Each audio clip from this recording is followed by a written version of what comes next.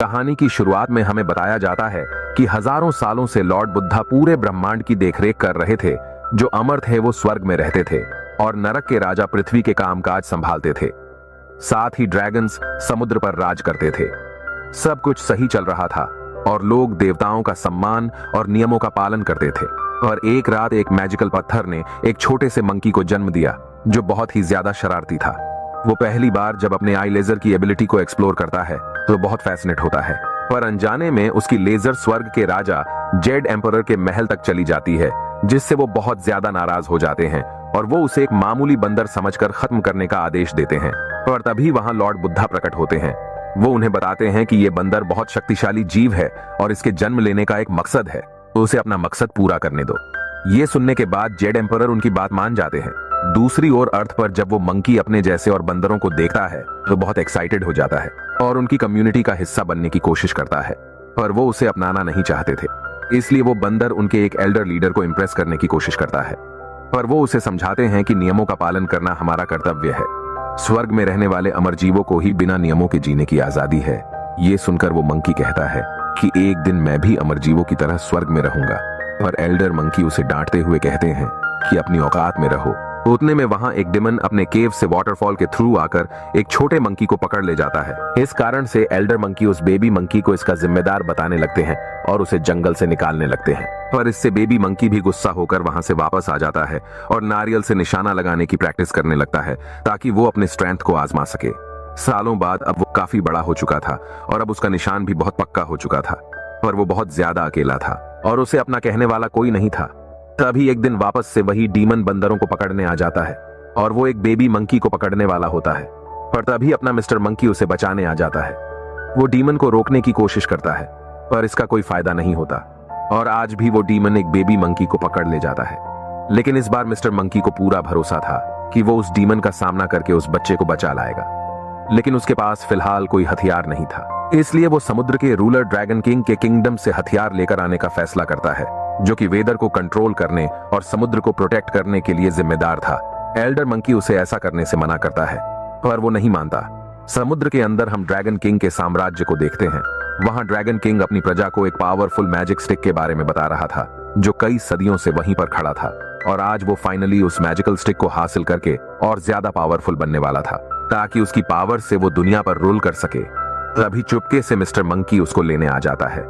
वो स्टिक उससे बात कर सकती थी और वो उसे बताती है कि वो हजारों सालों से किसी शक्तिशाली जीव की राह देख रहा था। मिस्टर मंकी के कहने पर वो अपना साइज छोटा कर लेता है, जिसके बाद वो उसे लेकर समुद्र से बाहर निकल जाता है।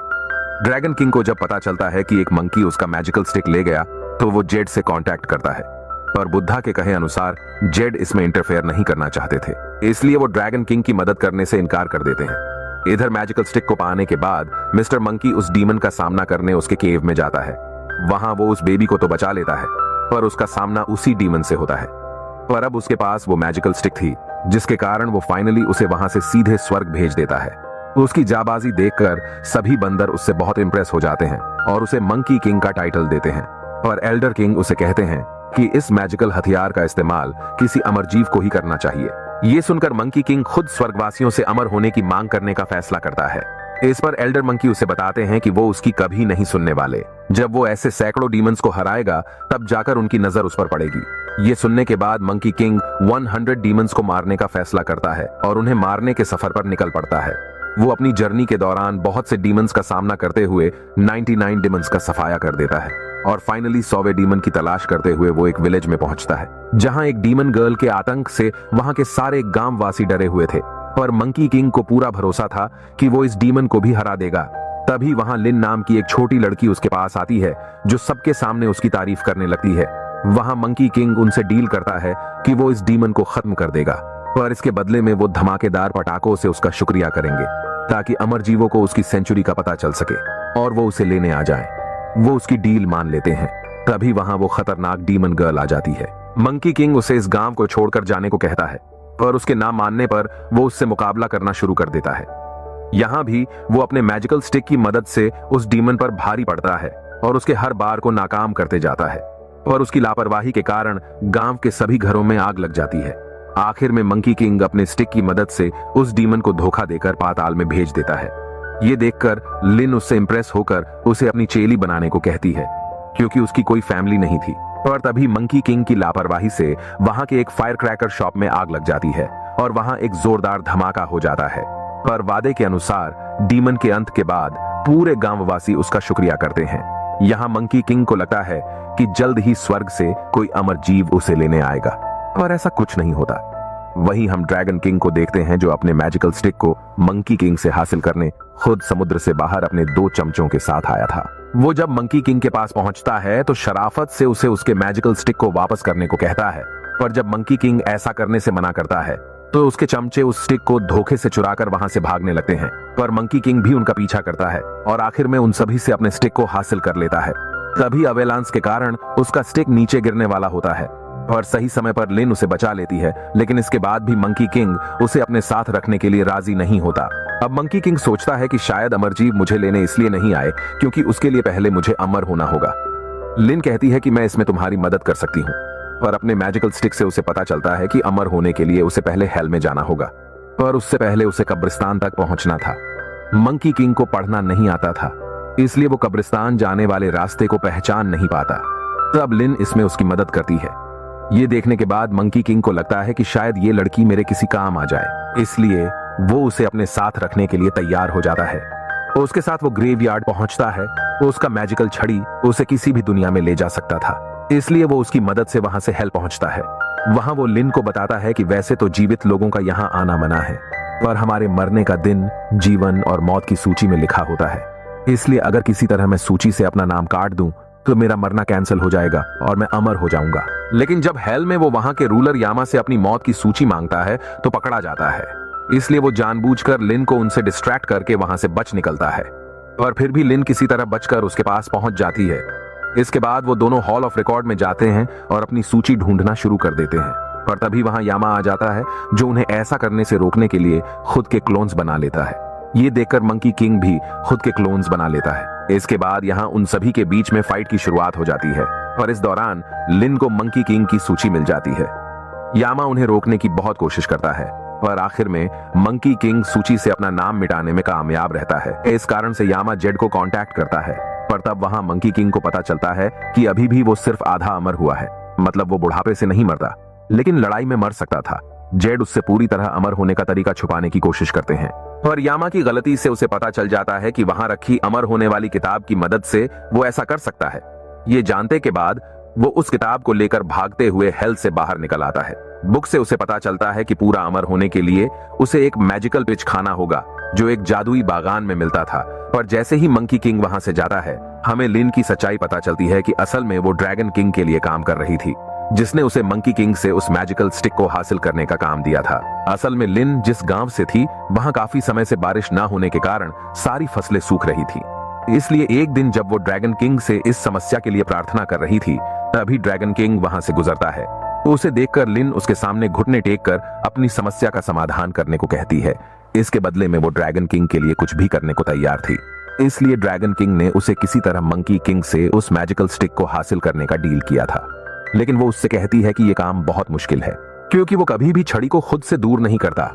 वहां जब ड्रैगन किंग को पता चलता है कि मंकी किंग अमर होने के लिए जादुई बागान जाने वाला है, तो वो लिन को बस उसे वहां लाने को कहता है। उसकी बात मानकर लिन उसे बुक के बताएं मैप के अनुसार जादुई बागान की ओर लेकर निकल पड़ती है। इस दौरान ड्रैगन किंग उस बागान में पहुंचकर अपने दोनों चमचों को मंकी किंग को गुमराह करने के लिए मधुमक्खी का गेटअप दे देता है। उसने वहां जहर सिर्फ एक ही डाली में डाला होता है, ताकि उस पर लगे बीज को खाकर मंकी किंग बेहोश हो जाए। इसके बाद वो उससे अपने स्टिक को वापस हासिल कर लेता, पर यहाँ ड्रैगन किंग का प्लान फेल हो जाता है और वो खुद ही अपनी चाल का शिकार हो जाता है, जिस कारण से पॉइजन के हैंगओवर के कारण वो झूमता हुआ वहां से चला जाता है। यहाँ मंकी किंग पीच खाने के बाद भी अमर नहीं होता, क्योंकि पीच पके नहीं थे। तभी उन्हें उसी बुक से पता चलता है कि स्वर्ग में मौजूद अमृत विभाग की मुख्य अधिकारी जादूगरनी वांगमू के यहाँ उन्हें ऐसी अमृत मिल सकती है जिससे मंकी किंग अमर हो सकता है। ये जानने के बाद वो लिन को साथ लेकर स्वर्ग पहुंच जाता है, जहां वो चुपके से जादूगरनी वांगमू के महल में घुस जाता है।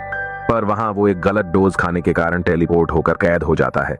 लिन यहाँ आसानी से उसकी छड़ी लेकर भाग सकती थी, पर वो ऐसा नहीं कर पाती और मंकी किंग के साथ रहती है। वहां उन्हें अमर होने का अमृत नहीं मिलता, इसलिए उन्हें उसे खुद बनाना था। पर उतने में वांगमू वहां आ जाती है और उन दोनों के बीच फाइट होने लगती है। इस दौरान लिन बुक के निर्देश अनुसार वो अमृत बना लेती है, पर वांगमू के कारण वो बर्बाद हो जाता है। वो मंकी किंग को वहां से नीचे फेंक देती है और लिन को छड़ी लेकर वापस जाने को कहती है, पर मंकी किंग को मुसीबत में देखकर वो ऐसा नहीं कर पाती और उसकी छड़ी उसे वापस लौटा देती है। छड़ी मिलने के बाद जब वांगमू उस पर अपने लाइटनिंग से हमला करती है तो वो उल्टा उससे और ज्यादा शक्तिशाली होकर फाइनली अमर हो जाता है। इस पर वांगमू उससे कहती है कि तुम कभी भी हम में से एक नहीं हो सकते, और वो गुस्से में अमर जीवों को बुलावा भेज देती है। ये जानने के बाद लिन मंकी किंग को वहां से चलने को कहती है, पर जब वो उसकी बात नहीं मानता तो वो जानबूझकर हेवनली पीच खाकर वहां से नीचे गिरने लगती है, क्योंकि उसे पूरा यकीन था कि मंकी किंग उसे बचाने के लिए उसके पीछे जरूर आएगा, और वो सही समय पर उसे बचाने के लिए आ भी जाता है। पर उसका प्लान सारे अमर जीवों को हराकर स्वर्ग पर राज करने का था। इस पर लिन उससे कहती है कि हमेशा लोगों को हराकर ही खुशी नहीं मिलती, शायद तुम अपनी छड़ी मुझे देकर एक भूखे गांव को बचा सकते हो। पर जब मंकी किंग उसकी बात नहीं मानता तो वो धोखे से उसके स्टिक को हासिल करने की कोशिश करती है और मंकी किंग को पानी में सांस रोकने की चुनौती का बहाना करके उसके स्टिक को ड्रैगन किंग तक पहुंचा देती है।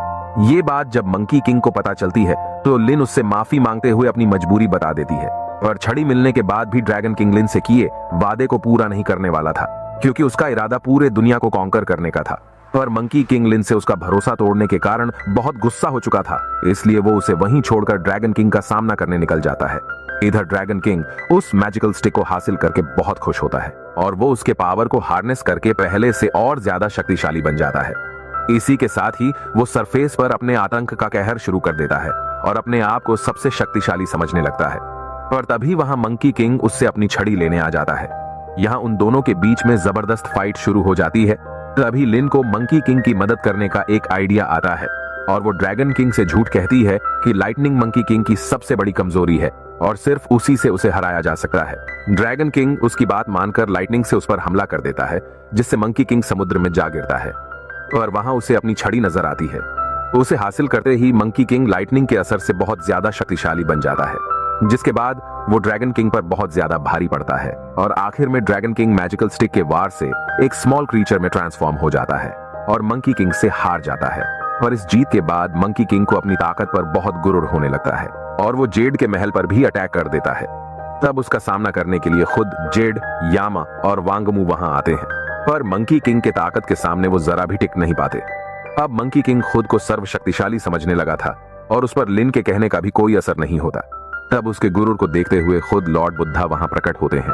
वो मंकी किंग को उसके सही जगह पहुंचाने वाले थे, पर लिन उनसे कहती है कि इसके अंदर अभी भी अच्छाई है, ये बस भटक गया है। तब बुद्धा उसे मंकी किंग को सही रास्ता दिखाने को कहते हैं। लिन मंकी किंग को साबित करना चाहती थी कि वो पूरे ब्रह्मांड का केंद्र नहीं है, इसलिए वो उसे बुद्ध के फॉर्म में एक चुनौती देती है और उसे उड़कर बुद्धा की हथेली से बाहर जाने को कहती है। अगर वो जीत जाता तो स्वर्ग का राजा बना दिया जाता, लेकिन हारने पर उसे पृथ्वी पर ही रहकर लंबी तपस्या करनी पड़ती। अहंकार में चूर मंकी किंग को ये बहुत मामूली काम लगता है और वो पूरे ब्रह्मांड की सैर करना शुरू कर देता है, पर यहाँ वो गलत साबित हो जाता है। पूरा ब्रह्मांड लॉर्ड बुद्ध के हथेली में ही वास करता था और वो पूरे ब्रह्मांड के सामने एक मामूली से कंकड़ के सामान था। उसके हार के बाद बुद्ध उससे उसके छड़ी को छीनकर ध्यान और आत्मचिंतन करने के लिए चट्टानों के बीच कैद कर देते हैं। अब और कोई विकल्प न होने के कारण मंकी किंग ये करने का प्रण लेता है। यहाँ बुद्धा लिन को बताते हैं कि मंकी किंग की सूची अभी लिखी नहीं गई है, जब वो तैयार होगा तब दुनिया को उसकी जरूरत होगी। इतना कहकर वो वहां से चले जाते हैं।